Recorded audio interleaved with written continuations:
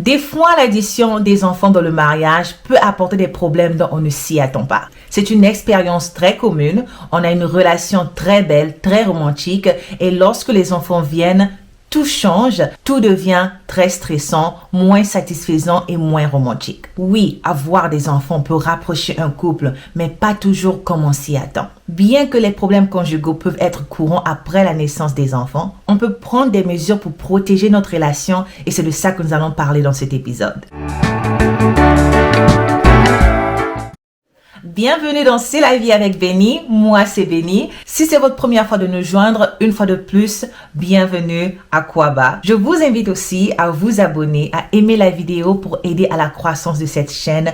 Merci beaucoup. Alors, aujourd'hui, nous allons parler du défi du mariage avec les enfants, les principaux facteurs de stress relationnel pour les parents, ce que les enfants ajoutent dans le mariage et faire face aux problèmes du mariage après que les enfants quittent le nid. Une bonne partie des gens trouvent que les enfants créent une grande quantité de stress dans leur relation, surtout lorsqu'ils sont encore très jeunes. Selon les études, on trouve que cela est très courant et il y a aussi une diminution de la satisfaction relationnelle après la naissance du premier enfant. Cette chute de satisfaction ne diminue qu'une fois que les enfants quittent le nid. Et à ce moment-là, de nombreux couples ont déjà divorcé ou se sont séparés. Et il faut aussi noter que bien que les enfants ajoutent du stress au mariage et la satisfaction conjugale diminue, cela arrive aussi aux couples non mariés. C'est pas simplement à ceux qui sont mariés. Vous êtes dans une relation, voilà, l'enfant arrive, tout le monde traverse les mêmes choses que vous soyez en couple ou pas. De sorte que le mariage lui-même n'est pas coupable dans les relations qui finissent par expirer.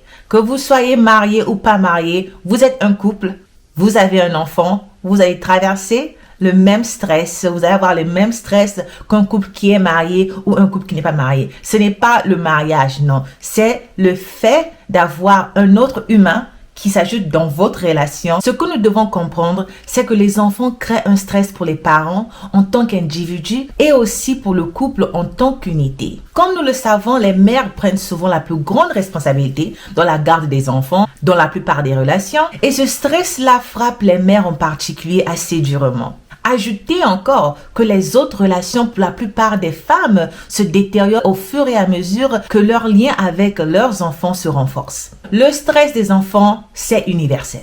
Il n'est pas isolé à certaines classes sociales, ni même à des pays ou des régions spécifiques dans le monde. C'est universel. Évidemment, il y a de nombreux facteurs qui mènent à cela et ils ne sont pas les mêmes pour tout le monde. Cependant, certains facteurs de stress sont particulièrement éprouvants, difficiles pour une relation et un individu. Alors, quels sont ces facteurs? Premièrement, nous avons moins de temps ensemble ou en couple. À cause des soins intenses et nécessaires que demande un nouveau-né et du fait que tout temps seul, c'est-à-dire sans l'enfant, qui se produit pendant les heures d'éveil du bébé, nécessite l'utilisation d'une gardienne et par conséquent, les couples se retrouvent naturellement avec moins de temps à passer ensemble. Et même quand on trouve le temps, on a moins d'énergie à consacrer l'un à l'autre. Lorsque les couples ont un enfant, ils sont souvent surpris par la quantité de travail qu'il faut pour élever un bébé. Et les années des tout petits, c'est-à-dire 2 ans, 3 ans, sont aussi très laborieuses. Et cela peut évidemment nuire à la connexion qu'ils ressentent. Car ils sont moins libres de s'amuser spontanément ou de profiter des journées de détente. On est ensemble le week-end, on va au ciné, oh là là, on va au dîner. C'est fini, hein? C'est fini. On ne s'y attend pas. On ne nous prépare pas en fait pour cela. Deuxième facteur, moins de temps seul. Avoir des enfants signifie souvent que les parents ont moins de temps à consacrer à eux-mêmes.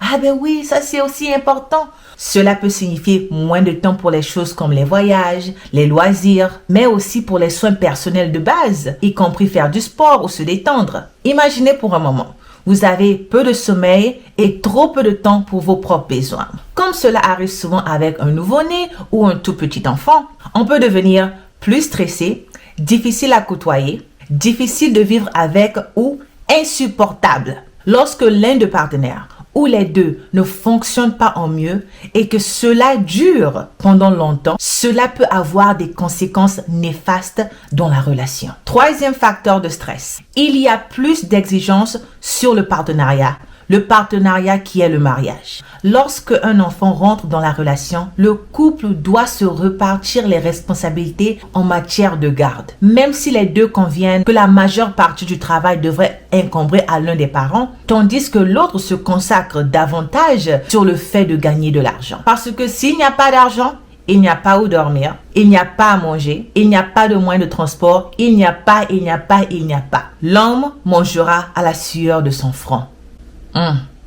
Mais là encore, il faut se méfier parce que si on ne fait pas attention, cela peut donner l'impression que le couple est plus en partenariat fonctionnel qu'en partenariat romantique. Parce que à ce moment-là, on commence à se sentir un peu plus comme des colocataires que comme des âmes sœurs. En raison de ces demandes supplémentaires et de la négociation nécessaire, les risques de conflit sont plus grands. De plus, lorsque les partenaires ont des responsabilités très différentes, il est possible que l'un ou l'autre ressente du ressentiment s'ils sentent qu'ils travaillent plus dur.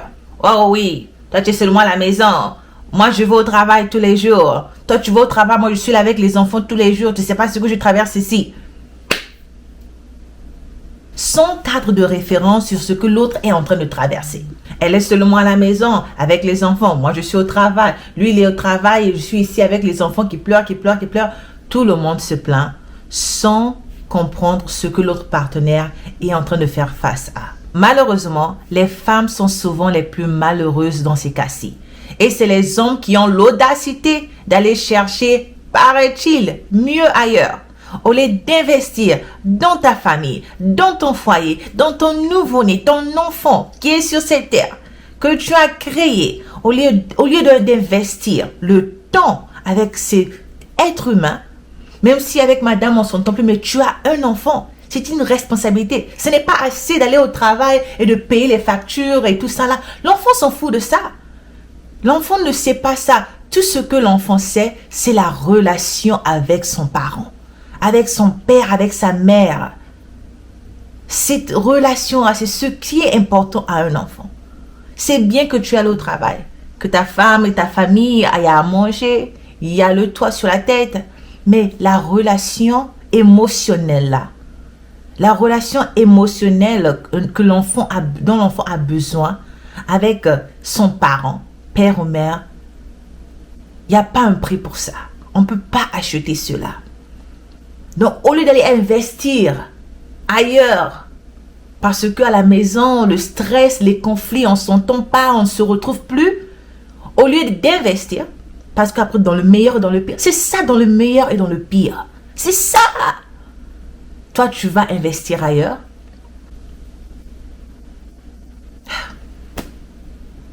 Je m'arrête là. On a entendu, on a vu et on connaît trop des cas comme ça. Trop des cas comme ça. Et c'est dommage. C'est vraiment dommage. Mais il y a une chose que j'aimerais quand même dire. À les mamans qui donnent les conseils. Il y a un conseil que j'entends souvent qui vient des mamans de la génération avant nous que je n'apprécie pas beaucoup. Et ce conseil même, je l'ai entendu pendant qu'on faisait une fête de célébration pour l'arrivée d'un bébé. Ce conseil dit que lorsque les femmes accouchent, elles mettent tout le temps sur leur enfant. On oublie le mari. Faut pas oublier le mari. Le mari, c'est aussi un bébé. Mais attends. Donnez des conseils constructifs qui vont aider. Comme cette vidéo aussi. Donnez des vrais conseils parce que ça c'est faux ça. Ça c'est mettre encore le poids sur la femme. La femme a beaucoup de responsabilités lorsque j'ai de la famille et tout ça là. Quand on est malade, on veut maman. Quand il n'y a pas à manger, maman, on va manger quoi? Maman. Sur ça aussi, vous mettez sur la femme. Arrêtez de donner des excuses pour les hommes irresponsables. Parce que oui, il y a des hommes qui sont très irresponsables. Et ils profitent des choses, des conseils comme ça pour aller découcher, pour abandonner leur famille et aller soi-disant chercher mieux ailleurs. La femme passe 9 mois à avoir un être humain à grandir dans son ventre. Les os se développent, le cerveau se développe, le sang, tout ça là, dans le ventre pendant 9 mois. Ton corps est transformé physiquement. Mentalement, de fois même, tu ne sais même pas à quelle heure le soleil se couche, à quelle heure le soleil se lève. Quand tu finis d'accoucher aussi, la dépression postpartum t'attend. Hein? Allô ma chérie. Ah ben oui, c'est pas seulement les blanches, non, ou les Européens. La dépression postpartum, c'est tout le monde, toutes les femmes qui traversent ça. La plupart des femmes. Et après ça, on va dire, la femme, n'oublie pas que lorsque l'enfant va venir, il faut t'occuper aussi du mari. Le mari, c'est aussi un bébé. À part le nouveau-né, dans cette maison, s'il y a un autre bébé, c'est moi. Après tout ce que j'ai traversé, c'est moi qui dois être chatouillé. C'est moi qu'on doit aussi traiter comme un bébé. Quand même. Sérieusement. Alors, soyons sérieux là. Quand même.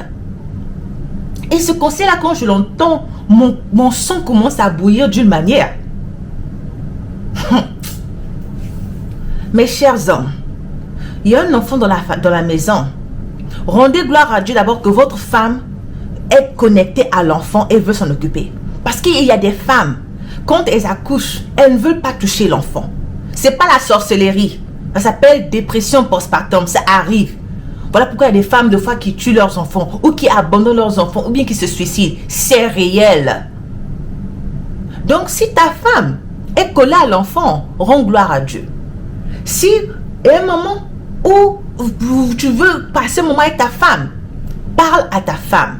Chérie, ça fait un moment qu'on est ensemble. Est-ce qu'on peut prendre une nounou, on peut laisser la nounou avec le bébé et puis toi et moi on sort ensemble? Ah, les mamans, arrêtez, s'il vous plaît les mamans, s'il vous plaît, élevez bien vos hommes, vos fils et ne mettez pas le poids sur vos filles. Parce que ça, ce sont des excuses que les hommes irresponsables.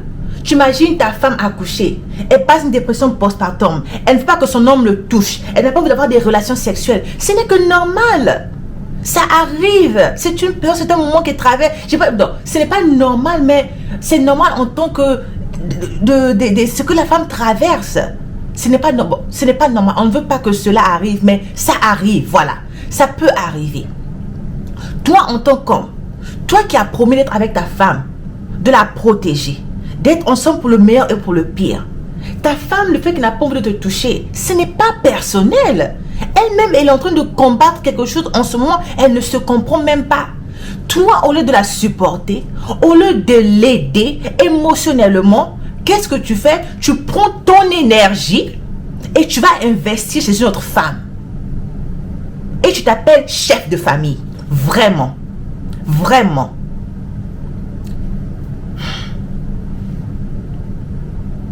Et ce qui fait mal encore, c'est lorsque j'entends ces femmes dire que c'est ma faute qu'il a découché. Parce que je ne voulais pas avoir des relations avec lui après l'accouchement. Je ne voulais pas qu'il me touche. Donc c'est ma faute d'être découché. Je ne blâme pas ces femmes qui raisonnent ainsi. Je ne blâme pas ces hommes. Bien que je les blâme. Mais je blâme surtout les conseils qui nous sont donnés. Ce sont des mauvais conseils. Même pas mauvais, mais des conseils très, très dangereux. Aider les femmes quand elles accouchent. Il y a beaucoup de choses qu'on traverse là mentalement. Parce que tu ne vois pas, ça ne veut pas dire que tout va bien. Ta femme ne parle pas. Tout ce que tu peux faire, elle ne veut rien faire. J'ai des amis j'ai une amie, elle a fait un an en thérapie pour traverser ça. Elle a fait 1 an de thérapie. Elle avait sa maman avec elle et tout ça, la première enfant. Il y a une autre amie, il fallait qu'elle prenne des médicaments. Des médicaments de psychiatre, je ne sais pas comment on appelle ça. Ça n'allait pas. Sérieusement. Et moi, j'ai eu un très très grand support de mon mari. Vraiment. Et c'est là que je me suis dit que waouh, ça vraiment, j'ai vraiment vu une autre partie de l'homme avec qui je marche. Et ce soutien-là m'a vraiment aidé à sortir de cela. Ce soutien de tous les jours là. À un moment, je dis souvent, un moment c'est comme si c'est lui qui s'occupait de moi et des enfants. Ça n'allait pas. Mais on a traversé de ça. On a traversé ça. C'est l'une des raisons pour laquelle, comme je dis, j'ai commencé à faire les vidéos. C'était une thérapie pour moi. C'était une thérapie pour moi. Il fallait sortir de là. Donc, s'il vous plaît, arrêtez les excuses. C'est ça le mariage. C'est ça être ensemble en couple. Que vous soyez mariés ou pas, mais comme vous êtes ensemble, une famille, une unité. Dépensez votre énergie pour votre famille. Le quatrième facteur de stress, les circonstances spéciales. Cela n'est pas pour tout le monde n'est pas affecté par cela, mais il y a des circonstances qui peuvent mettre une pression particulière supplémentaire sur une famille. Par exemple, avoir un enfant avec un handicap. Ah, j'imagine, on a prié, on a enfin un enfant, on s'attend à un enfant qui est en bonne santé, on va jouer au ballon avec l'enfant, on va faire ça, on fait tous ces plans-là. Et lorsque l'enfant naît, l'enfant a un handicap mental, oh là là, ou physique. Aveugle, sourd-muet, retard cognitif, ce n'est plus l'enfant qu'on cherchait. C'est un choc. C'est un choc pour la famille, c'est un choc pour tout le monde. Et ça ajoute un stress supplémentaire sur le couple. Il peut aussi avoir des tensions financières extrêmes où on perd la maison, on ne sait pas où on va vivre, on n'a pas de boulot. Les problèmes de finances, oh là là, dans le mariage, lorsque vous êtes une famille, c'est facile quand c'est seulement toi, bon, je travaille pas, je n'arrive pas à payer le loyer, je veux aller me déposer sur le canapé de un de mes amis. C'est facile, quand on est seul, on se débrouille un peu plus facilement. Mais lorsque vous êtes à deux, avec encore des enfants qui s'ajoutent, les problèmes de finances, on ne s'amuse pas. Ça, il faut vraiment bien gérer les finances. Ah, ça, c'est tout un autre épisode. Les finances dans la famille ou les finances avec une famille. Donnez-moi les idées. Ça, c'est tout un autre épisode. Oh là là. Il faut aussi avoir un manque de soutien des amis, dans la famille, des voisins. Il y a aussi des cas comme ça. Des fois, vous êtes dans une autre région. Il n'y a que vous deux. Vous deux, les enfants, vous ne connaissez pas ceux qui sont autour de vous. Et voilà. Parce que ça aide beaucoup lorsqu'il y a des amis qu'on peut appeler, bien de la famille qui peut aider, assister pour des petits trucs de fois.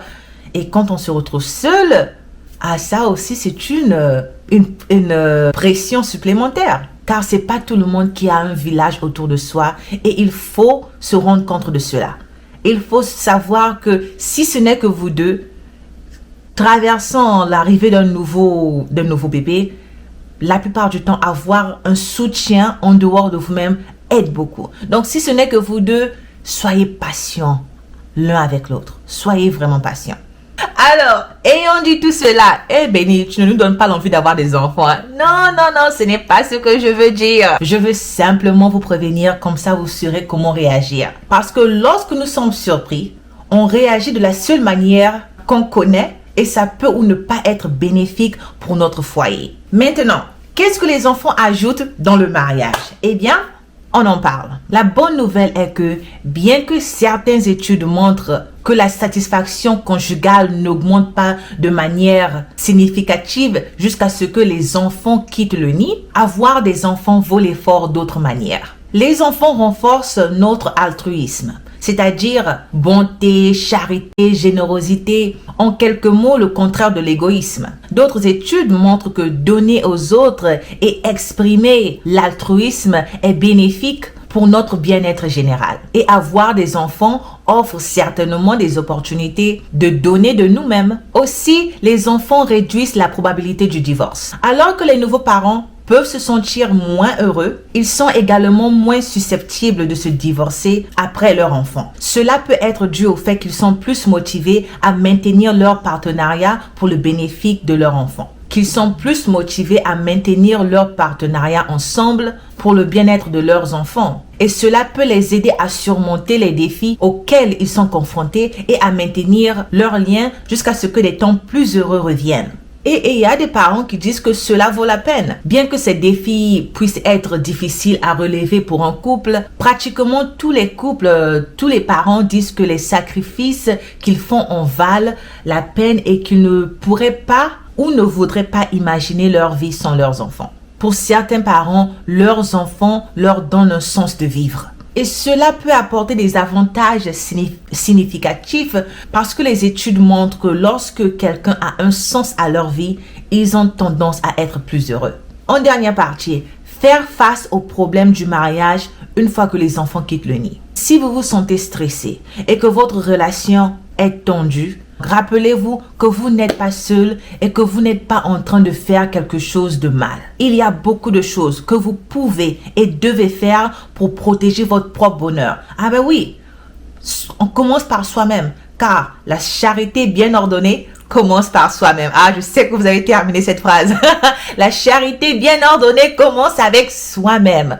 Donc, il y a beaucoup de choses que vous pouvez et devez faire pour protéger votre propre bonheur et aussi votre lien avec votre partenaire. Si toi-même, dans ton cœur, tu n'es pas heureux, ce n'est pas quelqu'un d'autre qui va t'aimer.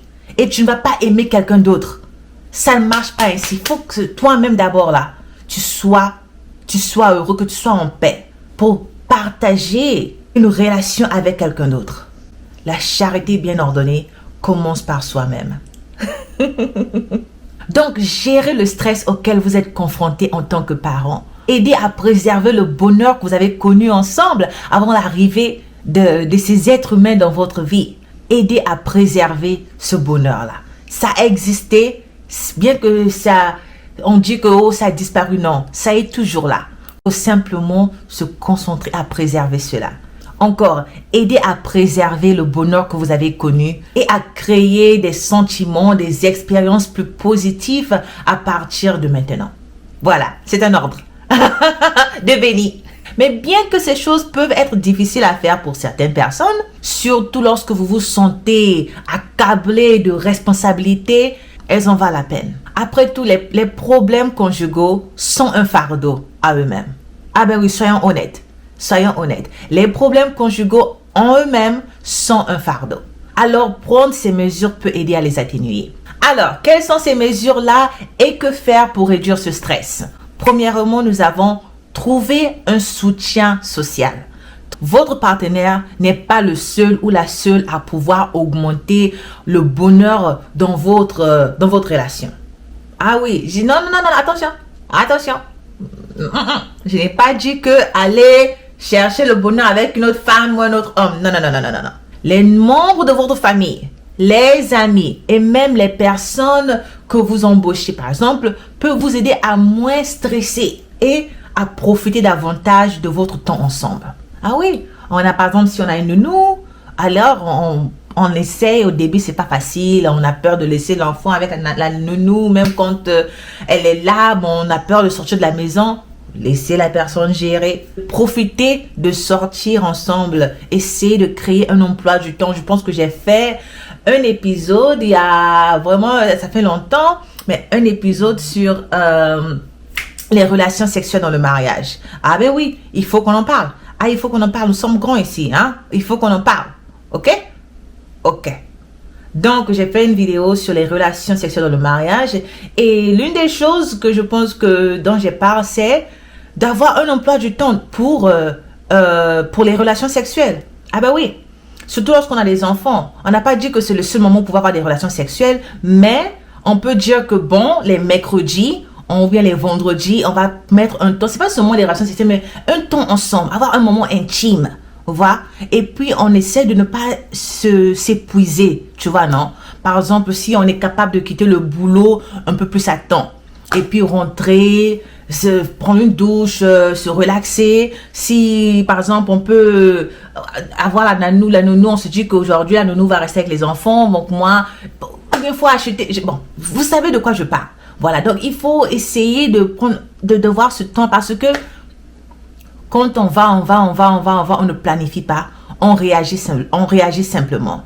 Et des fois, le stress vient du fait que on ne planifie pas, mais on réagit seulement. Et des fois, lorsqu'on réagit, ce n'est pas tout le temps d'une manière positive. Donc, planifiez vos moments intimes. Il n'y a rien de mal à cela. Planifiez vos moments intimes. Moi, je vous dis. Et puis, vous savez aussi, au début, avec un nouveau-né, c'est pas facile. Donc, soyez patient. Cet enfant-là va pas rester bébé pendant longtemps. L'enfant ne va pas avoir 2 ans, 3 ans pour toujours. Avant que vous le sachiez, c'est un adulte. Après, on est surpris. Ah, les enfants ont envie de grandir. Tout le monde me dit, profite de tes enfants pendant qu'ils sont petits. Ils grandissent vite. Ils grandissent. Et là, vraiment, je vois, ils grandissent vite. Donc, si c'est en ce moment, ça fait 6 mois, c'est pas la fin du monde. C'est pas la fin du monde. Ces enfants-là vont grandir. Oui, ils auront 14 ans, 15 ans, ils veulent seulement être avec leurs amis. Ils n'ont pas le temps pour vous. Ils vont grandir. Soyez patients. On passe moins de temps dans la maison de nos parents qu'ailleurs. C'est-à-dire, par exemple, imagine quelqu'un qui vit jusqu'à 90 ans. Cet individu a peut-être fait seulement 20 ans de sa vie dans la maison de ses parents. Et les autres années, il a fait hors de ses parents à sa propre vie. Donc, vos enfants là, ils vont vite grandir, ils vont quitter le nid. Soyez patients. Soyez patients, ok? Ok. Ok. Ok. De quoi est-ce qu'on parlait? Ah oui. Les idées pour rendre les choses plus heureuses. Ok. Donc, par exemple, passez du temps avec votre partenaire et faites des choses ensemble sans vos enfants. Obtenez le soutien du village, c'est-à-dire les amis, les parents, les grands-parents, tout ce monde là. Une des choses dont je me suis rendu compte, que je n'avais aucune idée, que je n'étais pas du tout prête. Préparez à manger lorsque vous avez un nouveau-né. Vous avez un bébé dans la maison. Chaque 2 heures, l'enfant se réveille. 24 heures sur 24, 7 jours sur 7. Tu as sommeil, tu es fatigué, tu es comme un zombie dans la maison. Le fait que quand quelqu'un t'emmène un plat, on t'emmène à manger. Je sais préparer, hein? Oh, je prépare très bien. Mais lorsque quelqu'un t'emmène à manger, le bonheur et la joie que ça te donne. Donc, n'hésitez pas à demander. Des fois, les gens te demandent, et ça, c'est quelque chose que je ne savais pas. Les gens me demandaient, si tu as besoin d'aide, fais-nous signe. Je dis, oh non, ça va aller, j'ai pas envie de déranger les gens. Ah, tu vois, ça c'est ma responsabilité. Une autre idée, créer un système de soutien émotionnel où vous pouvez parler des aspects difficiles de la parentalité et du mariage. Parce qu'il faut en parler. Ne gardez pas tout dans votre cœur. C'est nouveau. Une maman ou une tontine à qui vous pouvez partager ces aspects difficiles là. Mais moi je dis toujours, faut faire très attention. Les conseils qu'on te donne n'est pas toujours ce qui est meilleur pour ta relation. Parce que il y a des conseils que on nous donne. Quand je dis on nous donne, vous savez de qui je parle. Aujourd'hui, les femmes d'aujourd'hui, ça ne passe pas. Ça ne passe pas. Donc, il faut bien discerner. Voilà, il faut bien discerner les conseils que vous recevez. Faut pas tout prendre et puis tout appliquer. Il faut bien discerner. Faut bien discerner. Parce que les mamans d'avant et les femmes d'aujourd'hui, ce n'est pas la même chose. Hein. Non. Vous savez de quoi je parle. Et pratiquer aussi les soins personnels. Prendre le temps pour soi-même. La charité bien ordonnée commence par soi-même. Oui, il faut s'occuper de l'enfant, mais toi-même, tu dois être en bonne santé. Sinon, si ça ne va pas, comment est-ce que tu vas t'occuper de l'enfant? Donc, deux fois, il faut aussi se mettre en priorité avant l'enfant. Gardez votre corps en bonne santé afin que vous ayez l'endurance physique et émotionnelle pour faire ce qui doit être fait. Donc, dormir suffisamment, même s'il faut demander à quelqu'un d'autre de surveiller l'enfant pendant qu'on dort, ou bien se répartir même les heures de sommeil avec son partenaire. Vous voyez, donc il faut répartir que moi je vais être réveillé pendant ce temps-ci, toi tu vas être réveillé pendant cette heure-ci. Donc vous partagez, si ce n'est que vous deux, vous partagez les tâches, surtout lorsqu'il s'agit de dormir et de se reposer. J'avais une amie, elle a eu son enfant, le mari allait au travail, lorsqu'il rentre, elle lui demande simplement, prends l'enfant maman, toute la journée elle est avec l'enfant toute seule, prends l'enfant, je vais aller me laver, me détendre. Le mari lui fait des problèmes. Non, lui il est fatigué, il était au travail, il ne peut pas. La nuit, lorsque l'enfant pleure, oh l'enfant pleure trop, moi je vais aller au travail. Et en fin de fin, la relation s'est terminée. Elle a quitté le gars, elle a divorcé parce que ça c'était simplement, même quand tu entends simplement cet exemple-là, tu te dis que il a fait quoi, il a dit quoi. Donc imagine elle qui traversait ça tout le temps et d'autres exemples encore. Donc ça n'a pas tenu. Ça n'a pas du tout tenu. Manger des plats équilibrés et nutritifs et travailler sur le maintien de l'équilibre de votre foyer. Prévoyez du temps pour ne rien faire si c'est possible. Deux fois, c'est relaxant de fois de ne rien faire. Passez du temps à faire des activités ou des intérêts que vous aimez faire, même si c'est pour quelques minutes dans la journée. Quelque chose que vous aimez faire, vos intérêts qui vous distraient, écrire un livre, faire des vidéos. En fait, vous savez que moi, c'est comme ça que j'ai commencé à faire mes vidéos. J'avais besoin de quelque chose, j'avais besoin de faire quelque chose en dehors des enfants. J'ai pris le temps, j'ai mis ma carrière, j'ai dit bon, je vais arrêter pour ce moment, je vais m'occuper des enfants parce que j'en ai deux, j'avais des jumeaux en même temps. Donc mon époux s'est concentré sur les finances, moi beaucoup plus avec les enfants à la maison, bien qu'en partageant certaines choses. Et simplement tout le temps, les enfants, j'avais besoin de quelque chose d'autre, quelque chose vraiment pour m'aider à traverser ce stress-là. Et c'est comme ça que j'ai commencé à faire mes vidéos de YouTube et puis commencer à partager un peu ce que je traverse comme dans cette vidéo-là, par exemple. Donc, voilà, cherchez quelque chose que vous aimez faire. J'ai une amie, elle fait la pâtisserie, elle fait des très bons gâteaux. Donc, elle, ce qu'elle a commencé à faire, comme elle est à la maison avec les enfants pour l'instant, elle a commencé à faire des commandes, des gâteaux d'anniversaire. Elle fait des très beaux gâteaux, oh là là. Donc, elle décore ça bien et les gens lui font les commandes.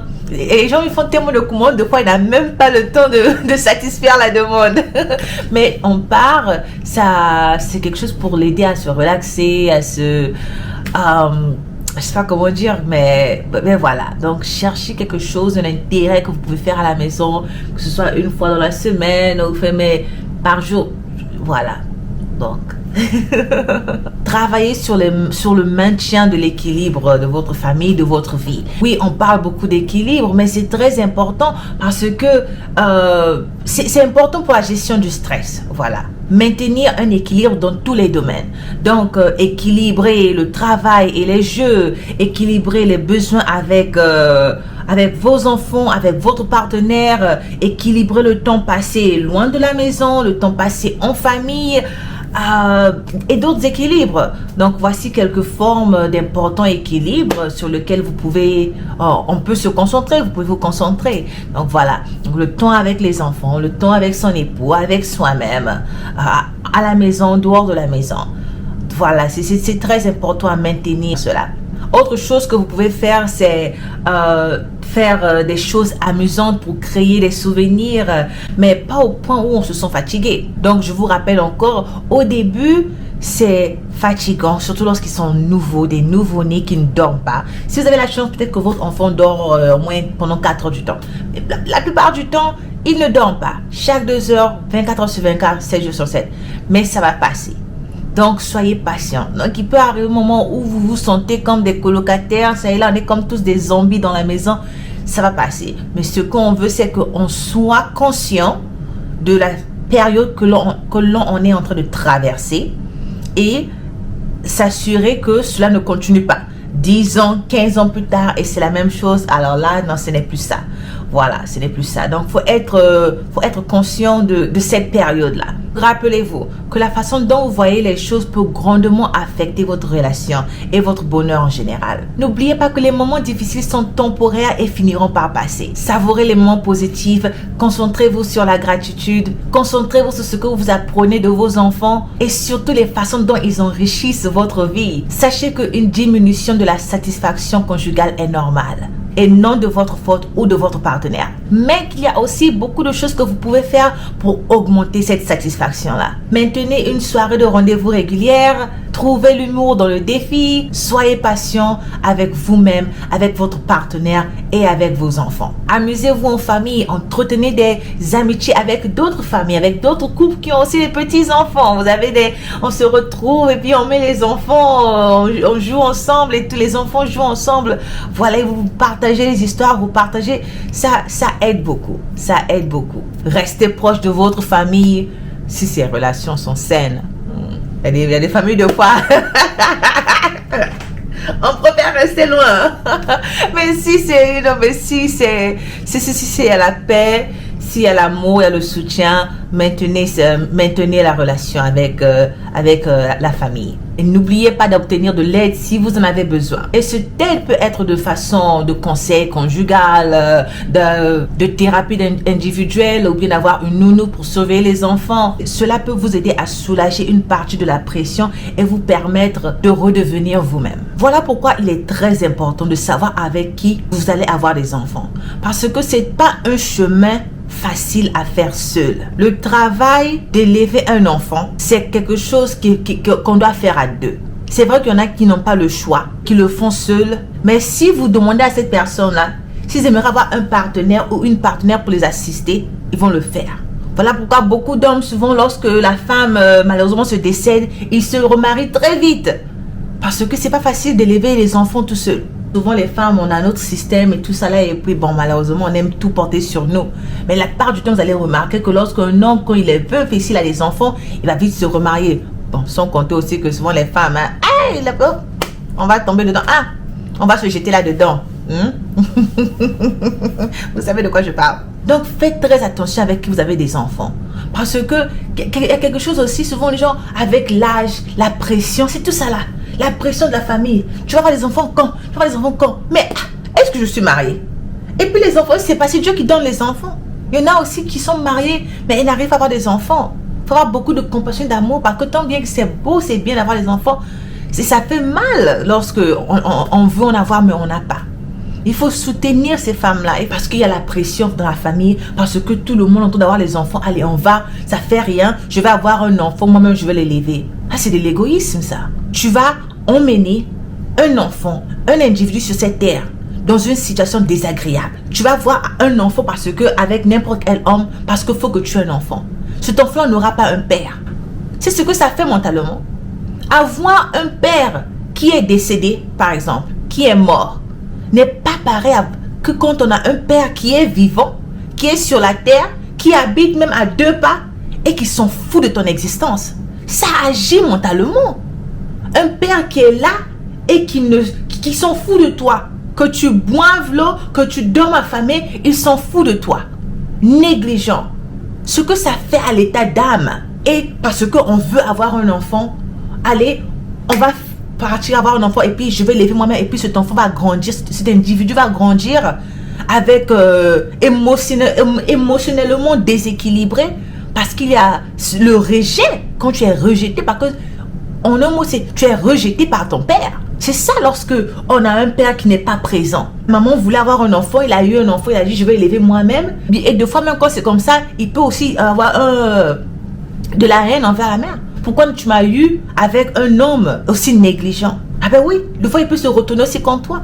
La relation paternelle comme maternelle, c'est très important. Faut pas sous-estimer ça. C'est vrai que oui, c'est facile pour moi de parler, j'ai des enfants, je suis mariée, tout ça là. Mais ayez pensé à cet individu-là. Voilà pourquoi il y a beaucoup de gens qui sont malheureux sur la terre. Il y a beaucoup des hommes qui ne savent pas comment être des bons pères parce qu'eux-mêmes, ils n'ont pas une bonne relation paternelle. Leurs pères n'ont pas été présents dans leur vie. Donc, eux-mêmes, ils ne savent pas comment être des pères présents. Donc, ce n'est pas tout le monde. Il y en a qui ont des pères qui sont absents, mais qui réussissent à avoir une famille stable, à être encore plus présents dans la vie de leurs enfants parce qu'ils veulent donner à leurs enfants ce qu'eux, ils n'ont pas eu. Mais la traversée de se dire que papa m'a rejeté et d'arriver au point où maintenant que j'ai des enfants, je vais donner à mes enfants, cette traversée-là n'a pas été facile. Quand vous leur demandez, ils vont toujours vous dire que j'aimerais bien voulu connaître mon père, avoir une relation avec lui. Voilà pourquoi souvent les enfants qui sont adoptés cherchent toujours à savoir d'où ils viennent. Bien que la famille qui les adopte les aime, ils sont remplis d'amour et ils disent que non, c'est pas parce que je veux simplement savoir pourquoi tu m'as rejeté. Je veux simplement savoir. La connexion biologique là, c'est très important pour la fonction émotionnelle stable d'un individu.